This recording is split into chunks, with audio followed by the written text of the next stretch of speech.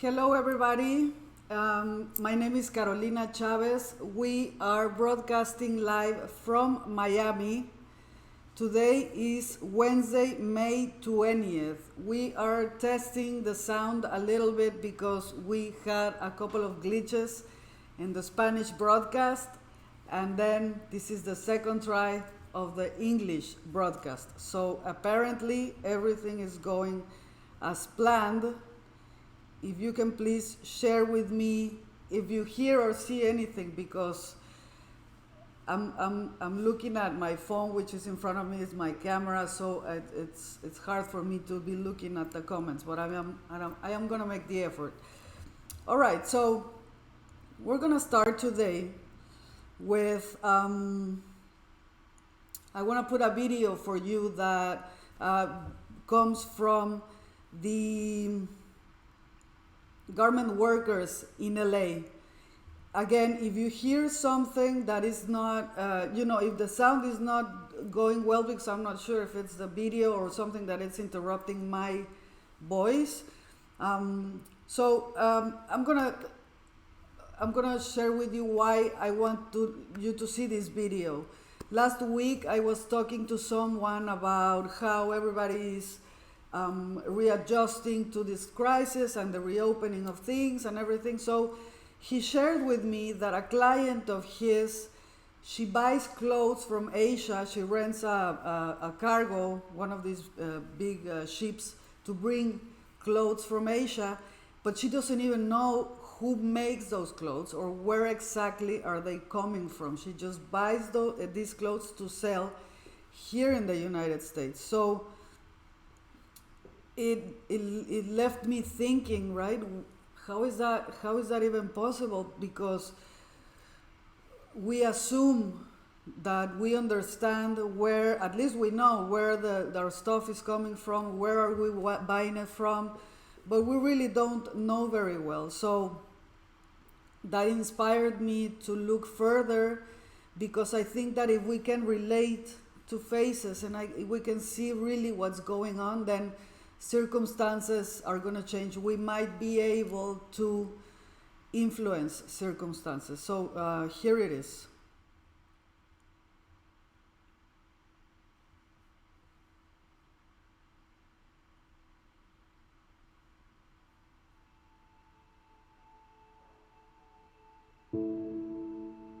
Mi nombre es Javier García Martínez.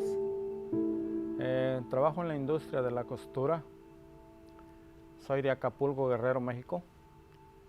Y llevo alrededor de 35 y 36 años trabajando en la costura. My name is Jenny. I'm 36 years old, single mother from Indonesia. I am the sewing operator. I've been work in the garment center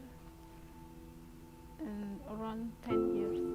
Mi nombre es Carmen Torres y tengo 20 años de trabajar en costura, en lo que se llama trimming. Trabajo como planchador, trabajo en el centro de Los Ángeles. Yo trabajo muy duro en este tipo de trabajo que hago. ¿Para quién trabajo? Para mi familia, para que ellos puedan tener algo en el futuro y puedan hacer algo en México, porque la vida en México es muy dura. Yeah, I have son. I'm single mother, so I need to work. When I feel tired after work, when I see my son, it's no more tired. It's very helpful. Trabajo mucho porque el sueldo es demasiado bajo. Y si yo trabajo pocas horas no saco ni para comer. Entonces por eso me tengo que exigir a trabajar más de 11 horas. Me duele la cabeza, me duele el cuerpo, las manos.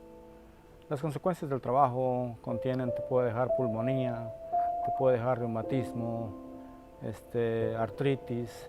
Hay muchas cosas que puedes sufrir a causa del trabajo que uno desempeña. Luego lo de la vista, que se me afectó bastante con ese tipo de trabajo, porque ese trabajo lleva muy fijo la mirada hacia la prenda.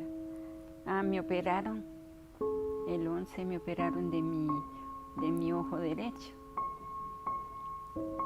Supongo yo que es por eso, por ese trabajo. Bueno, es muy común que las personas se enfermen. Hay muchos químicos que despiden las telas, los materiales, los químicos que usan para lavar los pisos, quedan donde quiera. Muchas veces no tienen cuidado los patrones y es deber de los patrones tener ese cuidado, que los químicos estén apropiadamente en un lugar seguro. Because of the fabric is more dusty. The company doesn't give mask, so some people make from the fabric. La responsabilidad viene directamente del patrón. Él tiene que proveer lo necesario para que el trabajador pueda trabajar sin ninguna clase de peligro. Todos los seres humanos merecemos trabajar en un lugar limpio, propiamente por nuestra salud y la propia salud de uno. Yo tomé un curso en el Centro de Trabajadores de Costura. Soy promotor de salud y seguridad y trato de mostrarle a mis compañeros, a todos los que trabajan en el ámbito de la costura, cómo y qué se puede hacer para evitar muchas consecuencias en los trabajos. Hay un departamento que se llama Kalosha, que tú puedes poner una denuncia en contra de una fábrica que tenga toda esa clase de problemas como ratones, cucarachas, que no esté trabajando bien. Kalosha son los que se encargan de venir y hacer que el patrón mantenga limpio esa fábrica. The place doesn't have air conditioner or some fan, only have one window and the door. So when I feel very hot, I go take a little bit break, step outside and drink a lot of water. You can take small fan to use by yourself. Entonces uno suda cada rato, hay que ir al baño a mojar una toallita y a limpiarse el sudor. Debajo de los brazos, en las articulaciones y aquí en la nuca. Todos los trabajadores tienen derecho por ley que cada 4 horas deben de tomar 10 minutos y 30 minutos en su hora de lunch. Bueno, yo recomiendo a todos los que trabajan en el departamento de la costura que hacer ejercicio para que la circulación de la sangre esté bastante buena y no tengan ningún dolor en las partes del cuerpo, ya sea que trabajen sentados, ya que trabajen parados. Todos nos merecemos condiciones saludables en el trabajo para poder trabajar mejor, porque ¿de dónde van a agarrar la ropa hecha para mandarla a las tiendas y eso? Si no es por los operadores. A lot of branded in the city, you know, a lot of branded. But some people, they don't care about who is making the clothes. He's just buying in the store and in good place and good quality, and they doesn't know the story behind the good product. We don't have good condition at work, and it's very difficult. But we need it. We need the money. Lo injusto que es el valor de una pieza, porque si una blusa cuesta $60, a nosotros nos vienen pagando 60 centavos.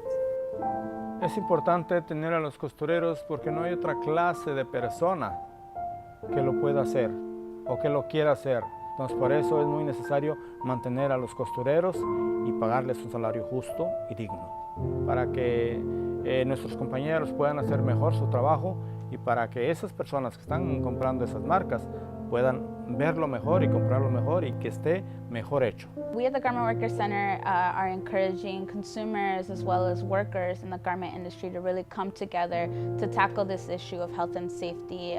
I think that together that we can really make a difference in the garment industry and we can make LA the sweat-free capital of the world.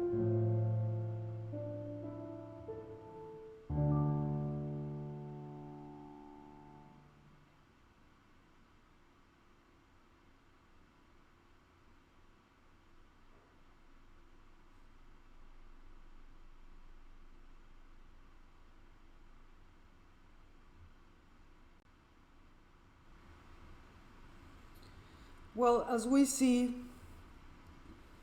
in LA, things are not so different as in other parts of the world that we've been talking about: Bangladesh, Myanmar, Latin America, Mexico, Brazil, so many places.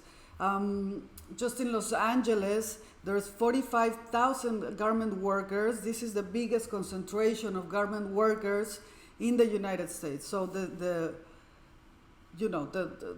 whole industry, not the whole, but the most of the industry is gathered over there. And one of the circumstances that make this situation for them a little bit more precarious is that many of these workers are immigrants and illegal immigrants. So when we are faced with circumstances like what we are right now with the pandemic, they are even more harmed by the circumstances because they don't have any protection from the government. There are no laws that protect illegal immigrants. They don't have health insurance, they don't have paid leave, they don't have maternity leave. Usually they don't, but now some people need even more, the security of having somewhere to go if they get sick. One of the things that I found out that happens with garment workers in LA is that they are paid by the piece. They make a mask and they get paid by the piece around 0.03 cents. So if you put it all together during a month, it's less than half the minimum wage. These are people that obviously don't have savings or anything else to fall back on. So this is it's called the wage theft, and it is caused by the abuse of the piece rate system, which is to pay them by piece instead of giving them a full salary. Even the full salary, the minimum wage, is not enough. We've been discussing this. It's not the same as having a living wage than a minimum wage. The living wage is just probably double of what the minimum wage is. So, and now they're receiving even less because they're being paid by the piece. So, as in many other places, as they do not have the right to paid leave, they do not have means to get tested, or they do not have medical insurance in case they fall ill. Many go to work even infected, putting themselves at risk and the people around them. This situation that they don't have money, just it keeps falling. It keeps affecting everything around and everybody around. This working force brings billions of dollars to the economy in the United States, and yet they're completely unprotected. Only in Los Angeles, we said there's 45,000 garment workers, and the characteristics are very similar. We've talked about unhealthy conditions to work. We've talked about most of this forced work is women.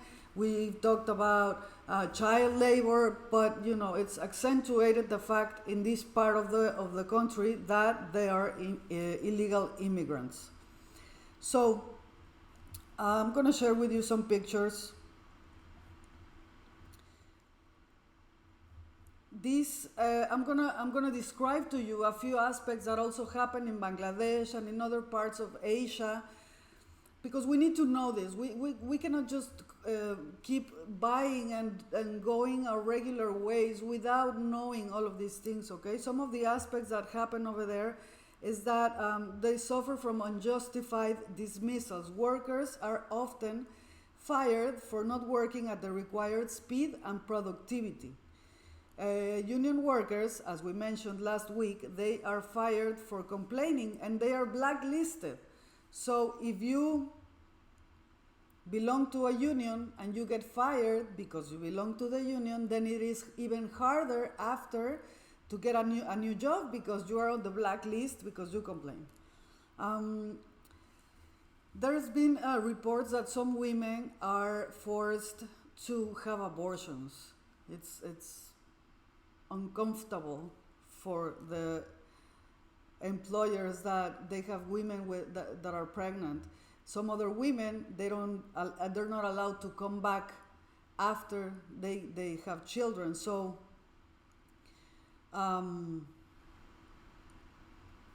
this makes these women work from home, which is all of this informal sector of the industry, and it's even more underpaid. It's even in harsher conditions. They practically don't leave, right? There's if they usually work six days a week, and in the low season it is around 7 to 10 to 8 hours per day, and in high season it is around 16 hours. Now imagine if you have to work from home.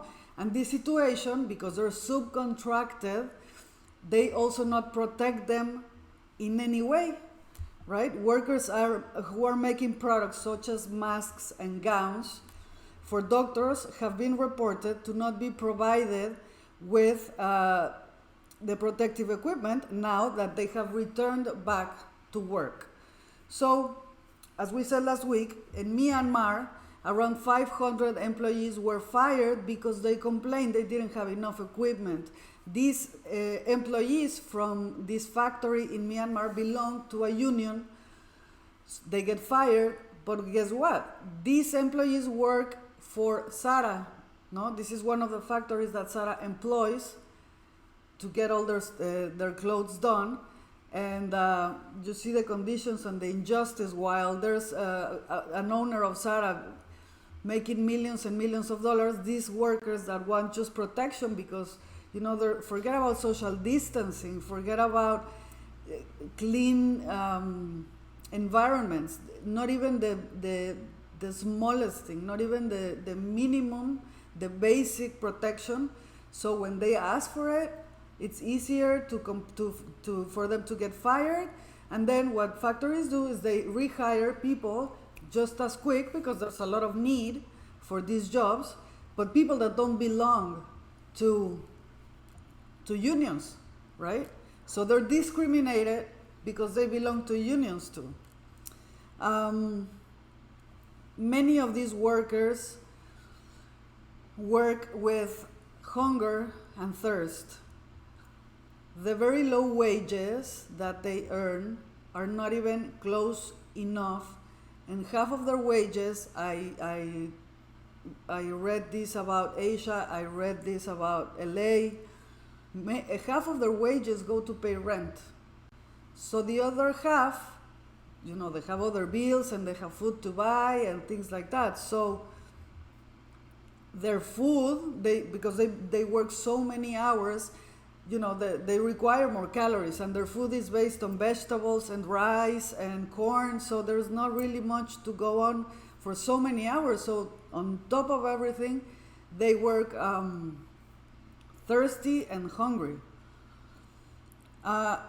Many women work from home because they also need to take care of their children, but many of these informal jobs are practically invisible under the law, which means that they do not have health insurance or any kind of protection and suffer even more of all this injustice. Where garment workers' factories reopened, workers reported that they work dirty conditions.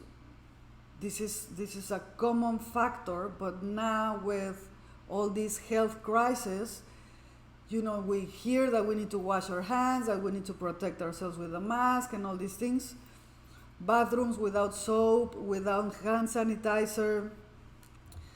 So the situation is very precarious, as we've been discussing, and I want to accentuate, I want to repeat it, and I want to learn, and for all of us to understand more and more how deep this is, because until we understand and until we know how bad the situation is, we're not going to be able to change our habits and to not allow this to happen, right? I want to share a story with you from Lucy Siegle's book.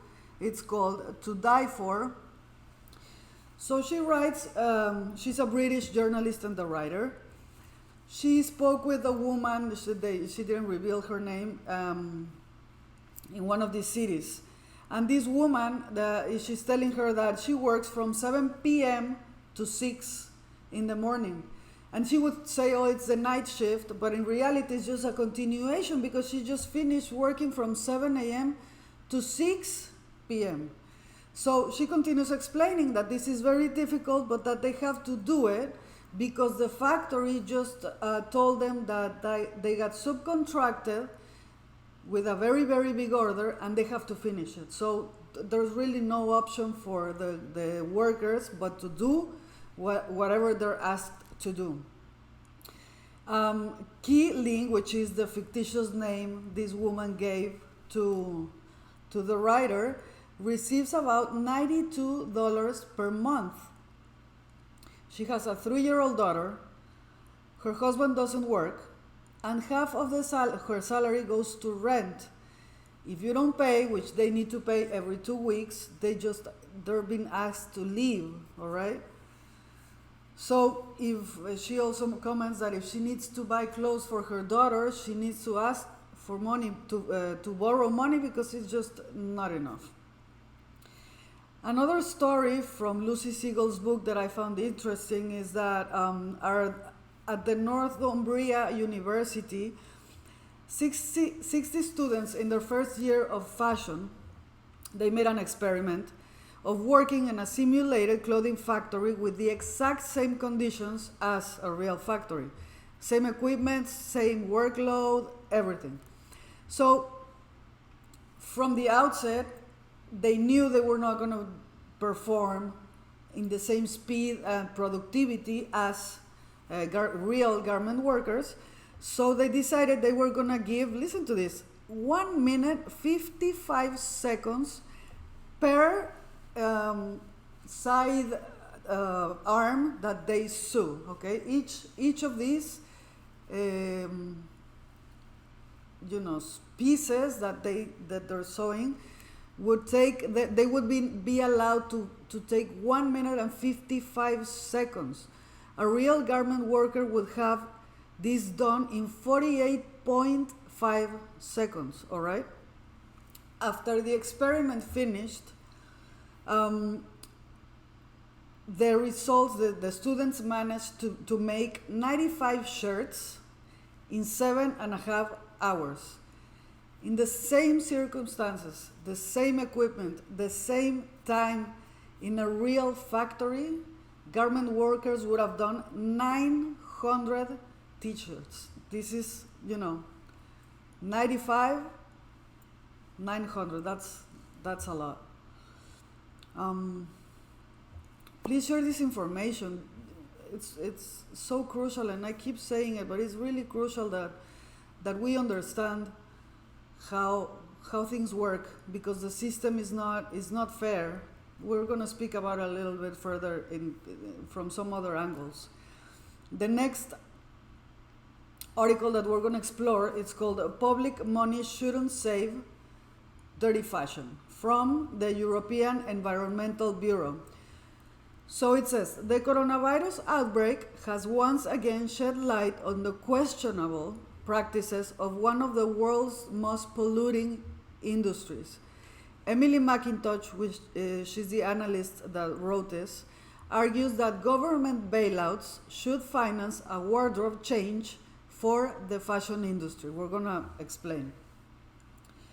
So the consumer demand plummeted because of the crisis, because of the global lockdowns.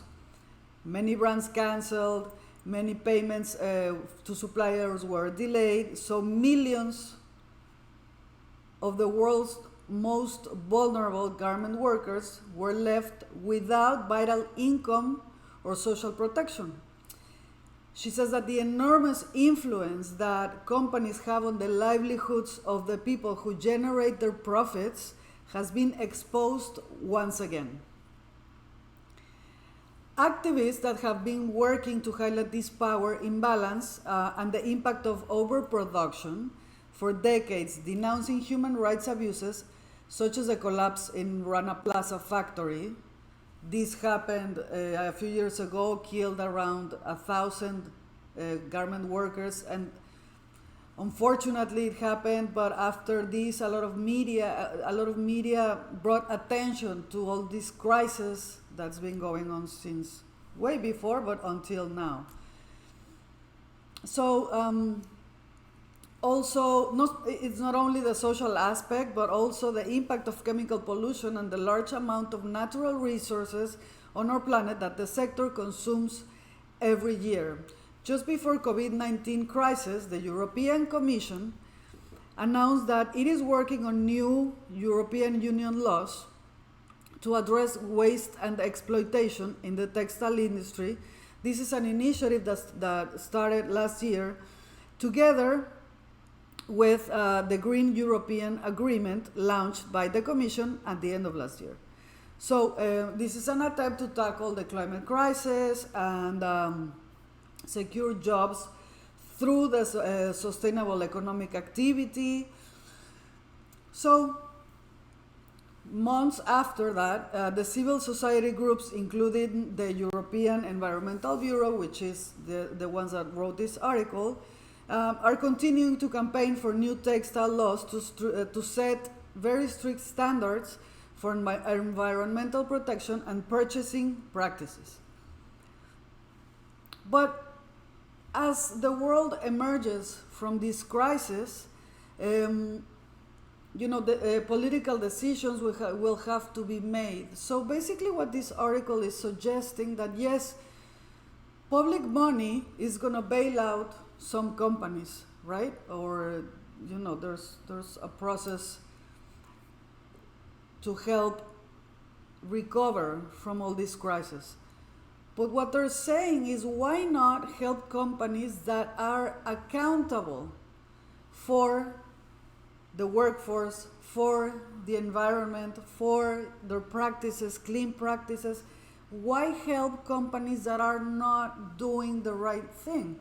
So I think we can apply this to every part of the world, and this is why it's so important that companies are transparent with their practices, because imagine that they could report that they take care of their garment workers, and their garment workers have health insurance and they're protected in crises like this, and even if without crisis they are protected. They save on water, they don't pollute the environment, they don't use chemicals. Imagine if companies could really account for this when they need money from the government, which is basically money from the people. Then they get a bailout, then they get help, no? We were speaking about companies that are filing for bankruptcy, and one of the aspects that happen when they file for bankruptcy, Chapter 11, which is recovery, is not, they don't close operation, they recover, they readjust, right, their debt. So, but what they do is they stop paying, who do you think? The garment workers, these factories that are at the bottom of the chain. So why help these companies that are not being accountable for their whole supply chain, right? So we've spoken about transparency and garment workers' rights. Okay, so now because of the crisis, all of this is being magnified in every possible way. I think it's a great idea, and it is important for us to know that these things happen, because when we go vote and we see legislations that speak about garment workers, that speak about their wages, that speak about environmental things, then we can vote on those legislations.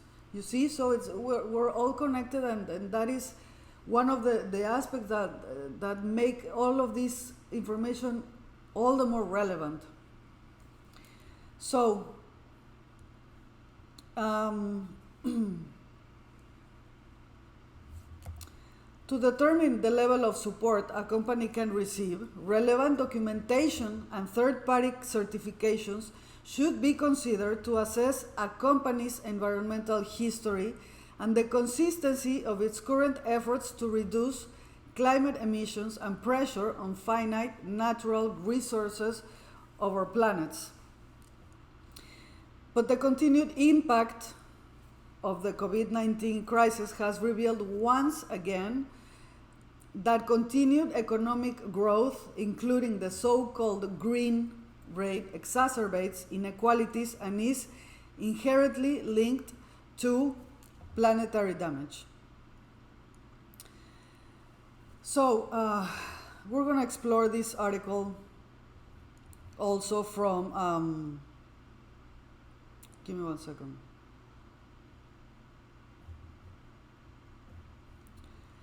It is called, it's from Eco Warrior Princess, Impulsive Shopping, and why we want to buy more and how to change this, right? As we approach the new normal, we're gonna go back to buying, we're gonna go back to our consumption habits, hopefully different. This is the purpose of sharing all this information, that our consumption habits change, and it is very possible to do even from our own homes, even in our own little universes, right? So here she's explaining some of the reasons why we buy so impulsively. Marketing companies and advertising target millennials, 20-year-olds, because if they capture their loyalty at this young age, they will guarantee that they will be loyal customers. You know, they're creating a life of habit in all these customers since the early ages. So, of course, their income is expected to grow, to increase. So, if we start to pay attention, we will see how we're managed towards this. In the era of overflowing options, easily financing, the fear of missing out, and the instant gratification, this generates on us a sense of it's never enough. And guess what? Companies are catching on this. There's so many options provided to us so easily that people buy more. Brands see this trend. They respond by increasing and accelerating production, and in return, people are given more products to buy. It's a vicious cycle. Somebody has to break it, and companies, I don't see them wanting to break this cycle because it means profit for them, right? So this has created on us a disposable mindset. We buy something that is of very low quality. We know that if it breaks, we don't need to use it much longer. We can throw it away because we're gonna get something new in a very, very short period of time, and that's good because we're gonna look different in every picture, and it's really not expensive to buy more stuff. So this has created a very dirty cycle. And another aspect that we're going to explore very, very deeply, I'm just going to mention it right now. All of these clothes, what do you think happened to these clothes that we dispose of, right? We might feel good when we go and donate them to Goodwill, to Salvation Army, but these places cannot hold, they cannot manage all this waste from us.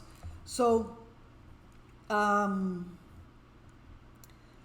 Ana Fernanda Covarrubias, an Australian-based Mexican fashion designer and founder of sustainable style blog, the sustainable fashion blog Second Runway, who has spent many time volunteering at charity shops in Australia, said, "It's not a secret that charities are getting inundated with more donations than they can handle. A large portion of these garments are garbage, and these organizations have a hard time dealing with these items, and the proceeds that should go on to help people, they are being used to dispose of these donations, and the buck doesn't end there. There's tremendous amounts of waste going into the atmosphere." Okay, We're going to talk about this later. So the consumption model of a progressive society should follow a simple concept: buy less and choose carefully. Uncontrolled dumping of goods and this painful disposal of unnecessary items, quickly worn out just a couple of months later, even if we use them for a couple of months, is an alarming symptom. It's an alarming symptom of a broken system. So, what do we do? There's a few initiatives that are very practical. We don't need to spend a cent. That's the purpose of these initiatives. And I think this is all the most relevant right now, because we're going to go back to offices, and we're going to go out again. We're being dressed very comfortable lately because we're at home, but that's going to change pretty soon. So there's this initiative called a 10 by 10 capsule wardrobe challenge, which is with 10, you create 10 outfits for 10 days. With 10 outfits, you mix whatever you already have in your closet. So this is an opportunity to go explore on that closet that we always say we don't have enough. Well, now it's the time. There's also an initiative called Buy Nothing New Month. This is a period of time where we commit to not buy anything new. We work with what we have. And then there's another initiative called Project 333, which is with 33 items or less, but not more of 33 items, you dress for 3 months. So, we get creative with whatever we have. We don't impulse shopping. Okay, so I think these are great ideas to start little by little changing our habits and really thinking and really going deeper into this whole situation that should be relevant for all of us. Okay, so thank you for the patience. I will be seeing you next Wednesday, hopefully at 1. We started a little bit later today because I had a glitch with the sound. But I will be seeing you soon. Thank you so much and take care, okay?